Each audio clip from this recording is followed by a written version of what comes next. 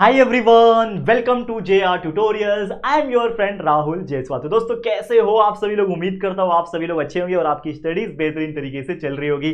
तो जैसा कि आप जानते हैं कि हमने न्यू बैच स्टार्ट किया है जिसमें हम आपको दोबारा से सभी चीज पढ़ा रहे हैं, खासकर साइंस और मैथ सब्जेक्ट का, ताकि हम आपको एक बेहतर क्वालिटी डिजिटल बोर्ड के ऊपर पढ़ा सके और बेहतरीन से बेहतरीन क्वालिटी वीडियोस बना सके। लेकिन जैसे कि आप ये भी जानते होंगे कि पूरा सिलेबस हमने पढ़ा रखा है। यानी इसके पहले जो 2-3 साल पहले हमने सारे के सारे chapters of science subject, math subject, SST subjects, Hindi Marathi grammar, English grammar, ऐसे बहुत सारे वीडियोस अवेलेबल करके दिए हुए हैं। तो आप उसको भी देखो और पढ़ाई करते रहो, आगे बढ़ते रहो। साथ ही में जो न्यू बैचेस के न्यू वीडियो बन रहे हैं उसको भी आप देखो और ढेर सारा प्यार देना और अपने दोस्तों को बता देना, खासकर उन दोस्तों को जिनको पता ही नहीं है कि हम न्यू बैच में न्यू वीडियोस भी बना रहे हैं। तो प्लीज शेयर करते रहना, ठीक है? तो चलिए, आज का वीडियो होने वाला है 9th स्टैंडर्ड के लिए, अगेन मैथ्स 1 का सब्जेक्ट अलजेब्रा सब्जेक्ट, जिसमें चैप्टर नंबर 2 हम यहां तक पहुंच चुके हैं। रियल नंबर हमने स्टार्ट किया हुआ था इस चैप्टर को और ऑलरेडी इसके 4 लेक्चर बन गए हैं। आज है लेक्चर नंबर 5, 5वां लेक्चर और आखिरी लेक्चर इस चैप्टर का। यानी फाइनली आज रियल नंबर ये चैप्टर भी आपका कंप्लीट होने वाला है। तो ये जो पर्टिकुलर लेक्चर है जो आप देख पा रहे हो, इसमें हम लोग को बहुत सारी ऐसी चीज पढ़ने हैं जो शायद आपने इसके पहले कभी नहीं पढ़ी थी। देखो, इसके पहले के लेक्चर्स में हमने डिस्कस किया था रैशनलाइजेशन ऑफ डिनोमिनेटर, आपको याद होगा। तो ये जो 5वां लेक्चर है जिसमें हम पढ़ने वाले हैं एब्सोल्यूट वैल्यू के बारे में। एब्सोल्यूट वैल्यू क्या होता है, इसको कैसे निकाला जाता है, और उसी के बेस पे कुछ सिंप्लीफिकेशन वाले क्वेश्चंस जो हम सॉल्व करेंगे और उसी के बेस पे प्रैक्टिस सेट नंबर 2.5 के एग्जांपल्स हम सॉल्व करेंगे। तो आप लोग बने रहना इस वीडियो के एंड तक। चलिए शुरू करते हैं।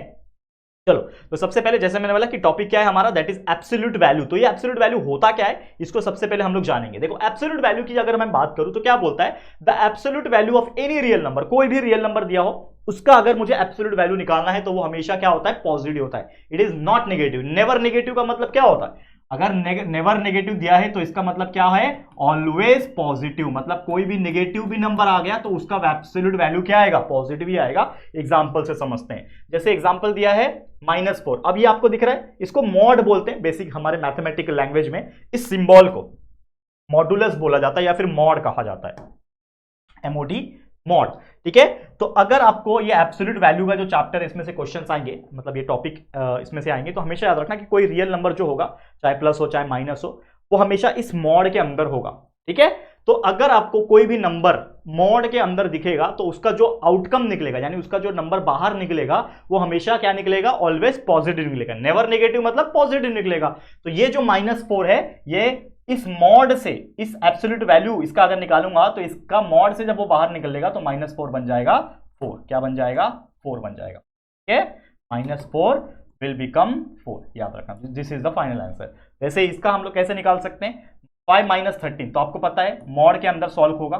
कोई भी चीज जब सॉल्व होगा तो मॉड के अंदर ही होगा। तो 5 - 13 कितना होता है, 5 में से 13 माइनस करो तो -8 आता है, बराबर।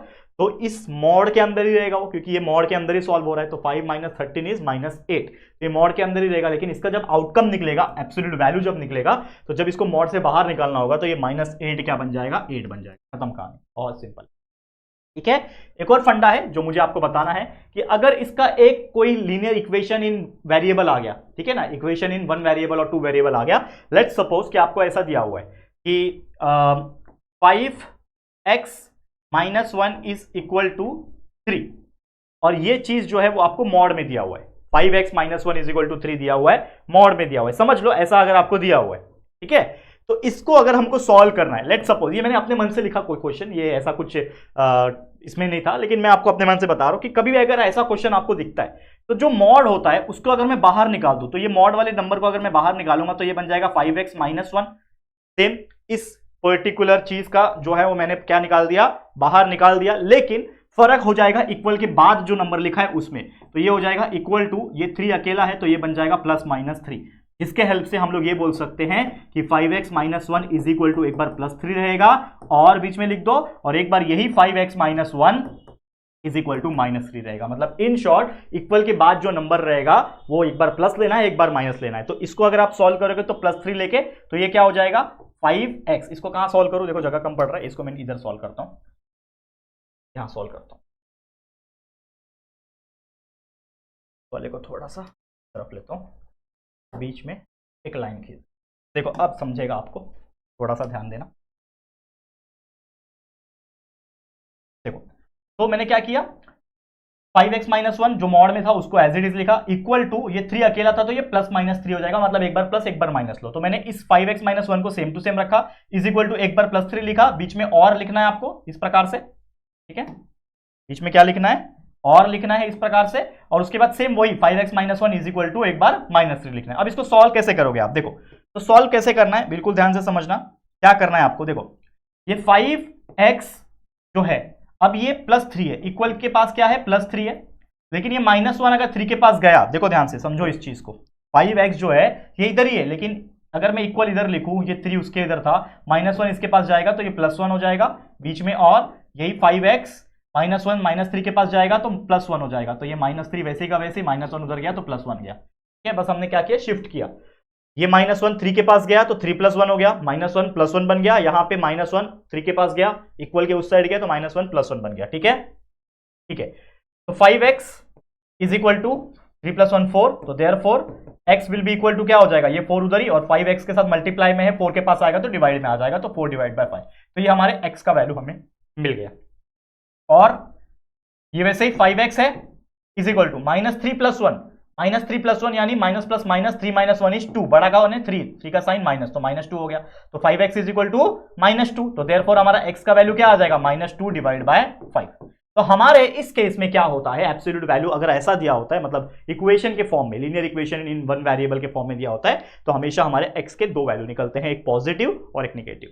तो चलिए, ये तो आपको मैंने पूरा बेसिक कॉन्सेप्ट समझा दिया कि क्या होता है एब्सोल्यूट वैल्यू, किस तरीके से निकाला जाता है, हमेशा पॉजिटिव क्यों होता है, ये सब चीज मैंने बता दिया। अब रियल मुद्दे पे चलते हैं, यानी हमारे प्रैक्टिस सेट, आखिरी प्रैक्टिस सेट इस चैप्टर का, जो कि होने वाला है दोस्तों प्रैक्टिस सेट नंबर 2.5। तो चलिए इसके एग्जांपल सॉल्व करेंगे। तो पहला ही क्वेश्चन आप देख पाओगे, फाइंड द वैल्यू ऑफ, हमें सिर्फ वैल्यू निकालना है, क्या निकालना है वैल्यू। चलो कैसे निकालेंगे, 15 - 2 इस मॉड में दिया हुआ है, तो आपको पता ही है 15 - 2 मॉड में, इसका मतलब क्या हो जाएगा, 15 में से 2 गया, कितना बचेगा 13 मॉड के अंदर, और ये मॉड से बाहर आएगा तो 13 का 13 ही रहेगा, क्योंकि पॉजिटिव का तो पॉजिटिव ही आएगा, ठीक है। तो इस प्रकार से हमने कितना आसानी से इसको सॉल्व कर दिया, विद इन 5 सेकंड के अंदर आपको 1 मार्क्स मिल गया। चलो यहां पे देखो, ये 4 - 9 है, 4 - 9, इसको कैसे सॉल्व करोगे, देखो यहां पे मॉड में ही 4 में से 9 क्या, कितना बचेगा -5 बचेगा, और ये -5 जब बाहर आएगा एब्सोल्यूट वैल्यू तो इसका आ जाएगा 5, माइनस बिकम पॉजिटिव, ठीक है, समझ में आ गया।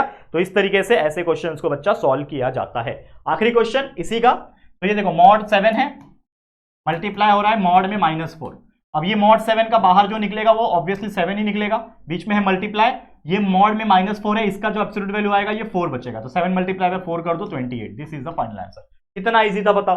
तो ये पहला question, find the value of, मतलब क्या ही क्वेश्चन है, विद इन 2 to 5 सेकंड्स आपका एक एक आंसर निकल जाता है और 1 मार्क्स आपको मिल जाता है। करेक्ट, क्लियर, समझ में आ गया। तो इस प्रकार से ऐसे क्वेश्चन सॉल्व किए जाते हैं। हम चलते हैं हमारे अगले क्वेश्चन, क्वेश्चन नंबर 2 की तरफ। तो क्वेश्चन नंबर 2 क्या है, सॉल्व करना, मतलब आपको एक इक्वेशन जैसा दिया होगा, देखो इक्वेशन जैसा दिया होगा उसको सॉल्व करना, जैसे अभी मैंने आपको एक एग्जांपल अपने मन से सॉल्व करके दिखाया था, सेम उसी प्रकार। देखो ध्यान देना क्या करना है, यहां पे same 3x - 5 is equal to 1 है। अब इसको जब बाहर में निकालूंगा तो ये क्या हो जाएगा, 2 स्टेप नहीं लिखता हूं, एक ही बार लिखता हूं मैं, बार बार क्यों लिखना। चलो डायरेक्ट बाहर निकालो, 3x - 5, ये मॉड में था, इसको बाहर निकाला, 3x - 5 इज इक्वल टू, ये 1 क्या हो जाएगा, +-1 हो जाएगा, मैंने बताया था, ठीक है।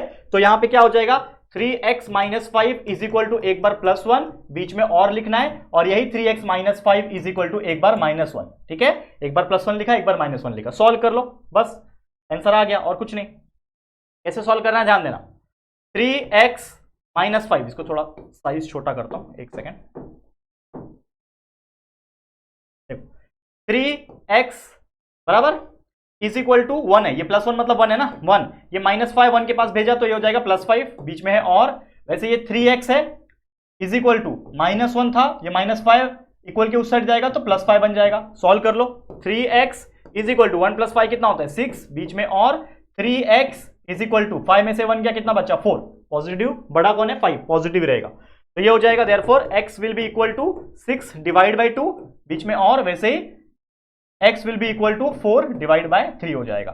तो ये 6 डिवाइड बाय 2 होता है, 6 2 को डिवाइड करूंगा, 3 2 जा 6 होता है, 2 3 जा 6 होता है, माफ करना। तो देयरफॉर x का वैल्यू आ जाएगा यहाँ पे 3, ये आ गया बीच में और x इज इक्वल टू 4/3, इसके आगे मैं कुछ कर सकता हूं नहीं कर सकता हूं, तो हमारा ये वैसे का वैसे ही रहेगा, x is equal to 4 divide by, तो इस तरीके से हमारे 2x के वैल्यू हमने निकाल दिए। कितना इजी है बताओ, है कि नहीं? अच्छा लग रहा है करने में? तो एग्जाम्पल खुद से ही सॉल्व करोगे तो आपको समझ में आएगा। इसके लिए मैं एक आध एग्जाम्पल छोड़ भी देता हूं आपके लिए होमवर्क करने के लिए।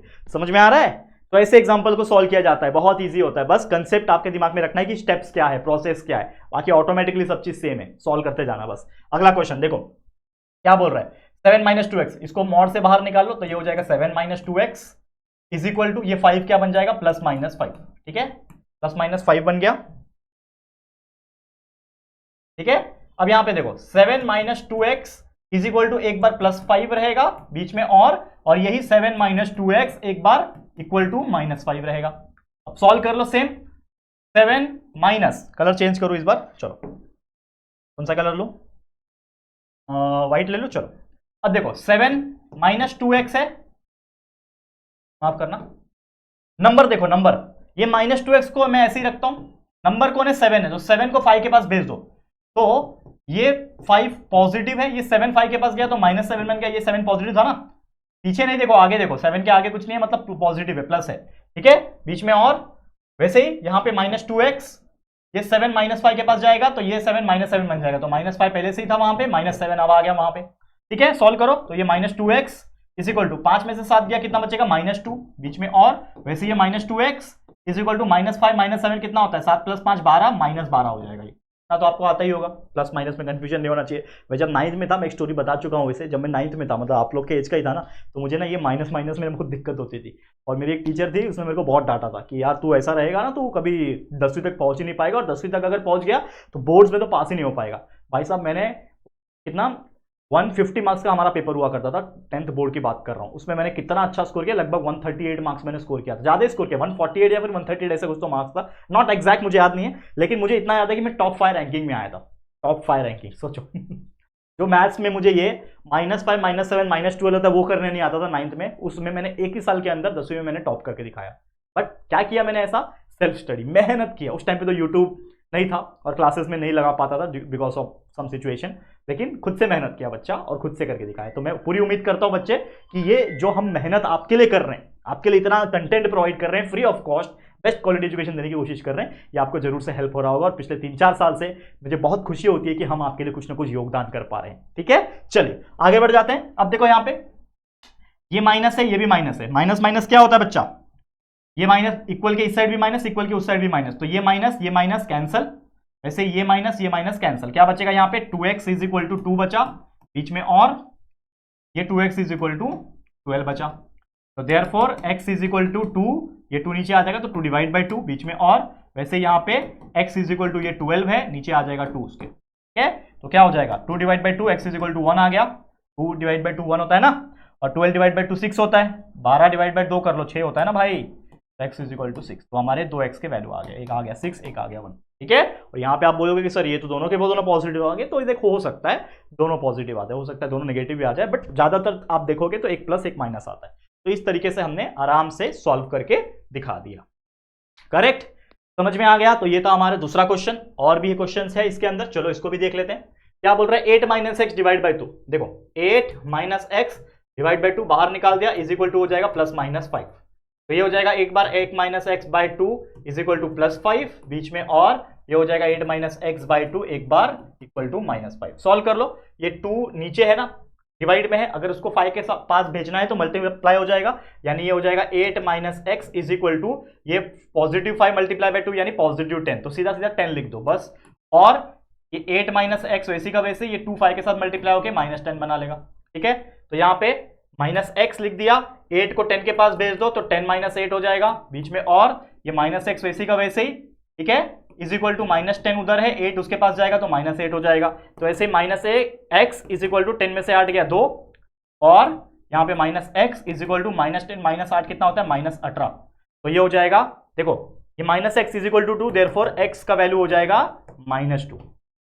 ठीक है, -x इज इक्वल टू 2 था तो x ने अपना साइन 2 को दे दिया, तो x इज इक्वल टू -2 बन गया बीच में, और ये -x इज इक्वल टू 18 है, तो यहाँ पे माइनस यहाँ पे माइनस, इक्वल के इस साइड और इक्वल के इस साइड अगर सेम चीज होती है तो कट कर देने का, तो ये कट, तो क्या बचा, x इज इक्वल टू 18 बचा, तो ये हमारा आंसर आ गया। तो इस तरीके से x इज इक्वल टू -2 और x इज इक्वल टू 18, ये हमारा आंसर आ गया। ठीक है, इजी था, बहुत इजी था। चलो एक आखिरी है, उसको भी करा दो कि होमवर्क लोगे, होमवर्क लोगे कि करा दो, करा देता हूं, थोड़ा अलग दिख रहा है, चलो ध्यान देना, क्या दिख रहा है, 5 प्लस एक्स डिवाइड बाय 4 बराबर, x के नीचे 4 है, याद रखना पूरा नीचे नहीं है, x के नीचे 4 है, ठीक है, is equal to plus minus 5 बराबर। अब नेक्स्ट स्टेप,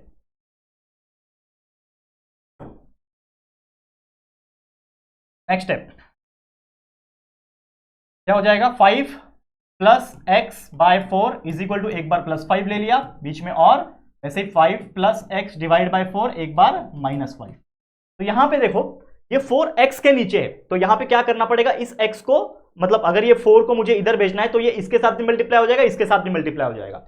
यहां पे ऐसा क्यों हुआ कि सिर्फ उसके साथ हुआ, क्योंकि ये पूरे के नीचे डिवाइड था, तो इसको हम लोग बोलते हैं मल्टीप्लाई थ्रू आउट। इसको हम लोग क्या बोलेंगे, मल्टीप्लाई फोर थ्रू आउट। ये हमने पांचवी नहीं सातवीं में पढ़ा होगा, थ्रू आउट मल्टीप्लाई करना, मतलब जो चीज नीचे होता है उसको ऊपर के साथ मल्टीप्लाई कर देना।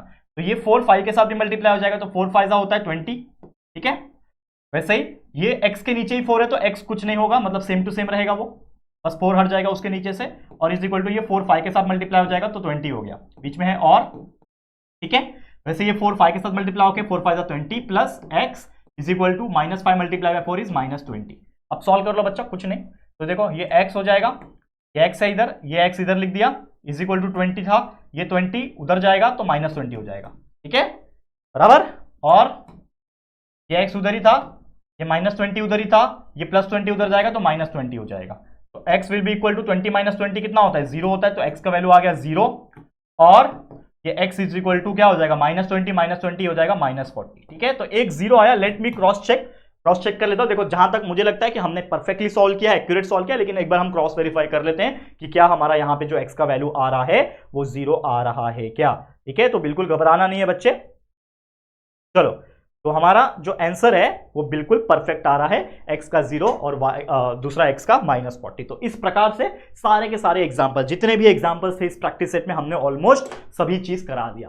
तो इसी के साथ ये प्रैक्टिस सेट, ये एब्सोल्यूट वैल्यू के जितने भी टॉपिक्स थे हमने कंप्लीट कर दिए। इसी के साथ सारे के सारे चैप्टर्स के टॉपिक्स कंप्लीट होते हैं, मतलब ये चैप्टर रियल नंबर ही होता है पूरा 100% कंप्लीट हमारी तरफ से, ठीक है। तो बस मेहनत करना है, वीडियोस देखना है, कंसेप्ट क्लियर करना है, और जितने और हो सके एग्जांपल्स को सॉल्व करना है अलग अलग जगह से, ठीक है। बाकी इस चैप्टर के प्रॉब्लम सेट भी अगर आप ढूंढोगे हमारे इस चैनल के अंदर कि 9th standard real number problem set by JR tutorials, तो वो भी हमने पढ़ाया हुआ है। तो सब चीज है, प्रॉब्लम सेट के भी सॉल्यूशंस हमने प्रोवाइड किए हुए हैं, तो आप मेहनत करो। और सिर्फ प्रॉब्लम सेट पूरे इसके नहीं, रियल नंबर चैप्टर के नहीं, हर चैप्टर के, जितने भी आपके मैथ्स 1 मैथ्स 2 की बात कर लूं, पूरा एंटायर प्रॉब्लम सेट हमने पढ़ा रखा है, तो आप वो भी पढ़ सकते हो। आगे के जो लेक्चर्स है वो सब चीज प्रेजेंट है, तो बस पढ़ते रहो, मेहनत करते रहो। All the very best. आज के लिए इतना ही। ये वीडियो, ये चैप्टर आपको कैसा लगा जरूर से कमेंट करके बताना। वीडियो पसंद आया तो प्लीज वीडियो को लाइक करना, शेयर करना अपने दोस्तों के साथ, जितना हो सके फैला दो आग की तरह। हर एक बच्चे तक हमारे वीडियो पहुंचना चाहिए, बहुत मेहनत लगती है दोस्तों वीडियो बनाने में, तो प्लीज शेयर टू एवरीवन। और पहली बार चैनल पे आए हो और अभी तक चैनल को सब्सक्राइब नहीं किया है तो फटाफट से हमारे चैनल को सब्सक्राइब करके बेल आइकन को भी प्रेस कर देना, ठीक है दोस्तों। तो चलो फिर जल्दी मिलेंगे फिर एक और नई वीडियो में, तब तक के लिए thank you and good bye.